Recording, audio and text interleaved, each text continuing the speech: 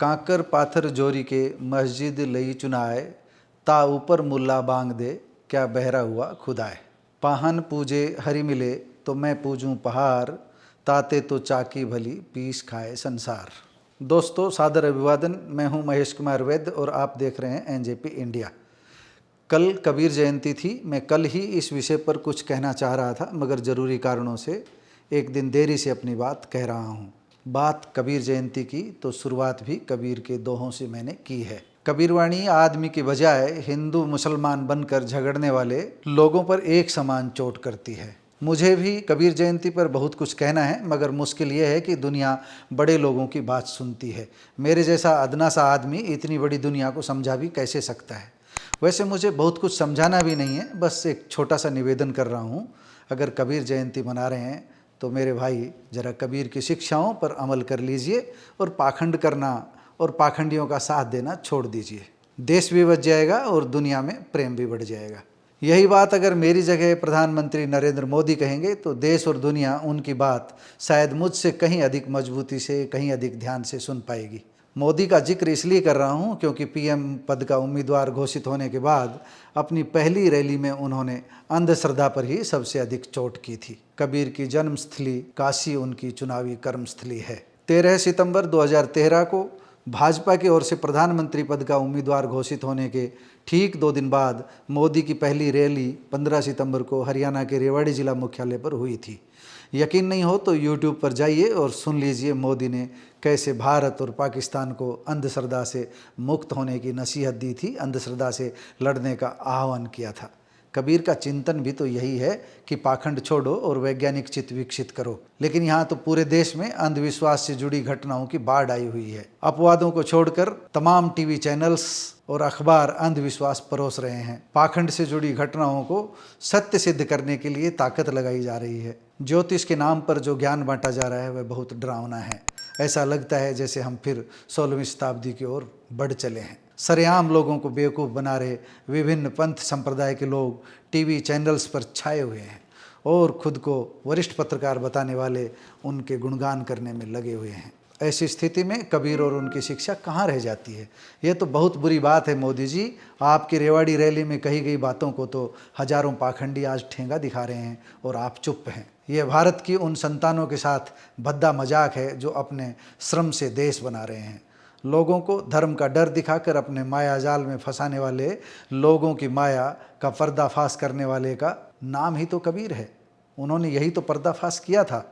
मोदी जी यही सही वक्त है। जरा याद करो अपनी पहली रैली और दिला दो अंधश्रद्धा से, अंधविश्वास से देश को मुक्ति। हम तो आपसे बस रेवाड़ी रैली की बात पूरी करने की कह रहे हैं, यही एक विनम्र निवेदन कर रहे हैं। जो लोग कबीर जयंती मना रहे हैं उन्हें भी यह संकल्प लेने की ज़रूरत है कि अगर है कबीर से प्यार तो पाखंडियों का करो तिरस्कार। कबीर का संदेश क्या है? न हिंदू, न मुसलमान, न ब्राह्मण, न शूद्र, हम हैं इंसान। सिर्फ इतना सही तो संदेश है, और यही संदेश दुनिया मान ले तो दुनिया में प्रेम की गंगा बह निकलेगी।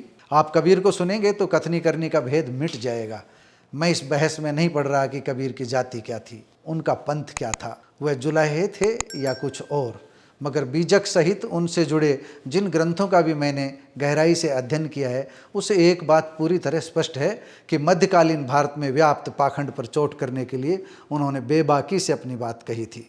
उस दौर में धर्म के नाम पर फैले आडंबरों पर चोट करके कबीर ने समाज को सही राह दिखाई थी, मगर अब एक बार फिर ऐसा ही होता जा रहा है। मेरी बात उतनी मजबूती से नहीं सुनी जाएगी जितनी मजबूती से नरेंद्र मोदी, राहुल गांधी, सोनिया गांधी, मायावती, ओवैसी, अमिताभ बच्चन, आमिर खान, सचिन तेंदुलकर और धोनी सहित राजनीति, खेल व कला क्षेत्र सहित हर क्षेत्र के नायकों की बात सुनी जाएगी।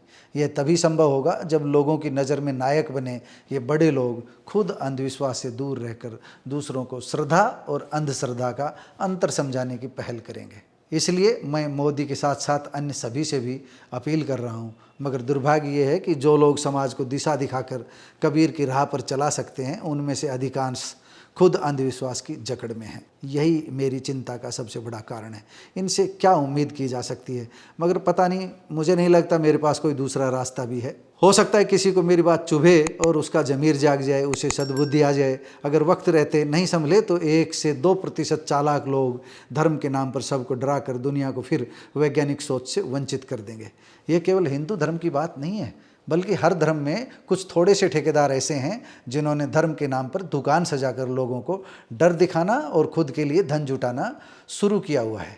ये लोग खुद माया जुटाने के लिए जगत को माया बताते रहते हैं, मगर इनका माया जाल काटना आसान नहीं है। कोई मजबूत राजनीतिक नेतृत्व ही ऐसा कर सकता है। महान संत कबीर का जन्म 1398 में वर्तमान में काशी में हुआ था। काशी यानी वाराणसी यानी मोदी का लोकसभा क्षेत्र। मध्यकाल में काशी से उठी कबीर की आवाज़ बढ़ते पाखंड के आगे अब धीमी पड़ रही है। कबीर कर्मकांड के घोर विरोधी थे। जातिगत भेद को लेकर कबीर ने करारी चोट की थी। उन्होंने बहुत स्पष्ट कह दिया था कि जो तू ब्राह्मण ब्राह्मणी का जाया, आन बाट काहे नहीं आया।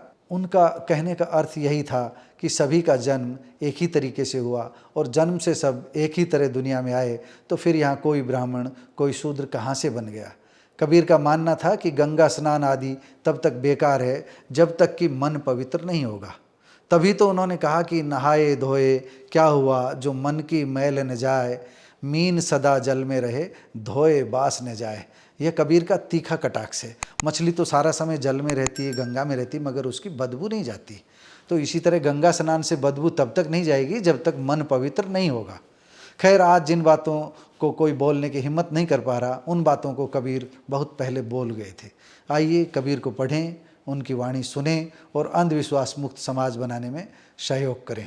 समापन से पूर्व अंधविश्वास पर चोट करते कबीर जैसे संत के कुछ दोहे सुनते हैं। लाडू लावण लापसी पूजा चढ़े अपार, पूजी पुजारा ले गया मूरत के मुँह छार।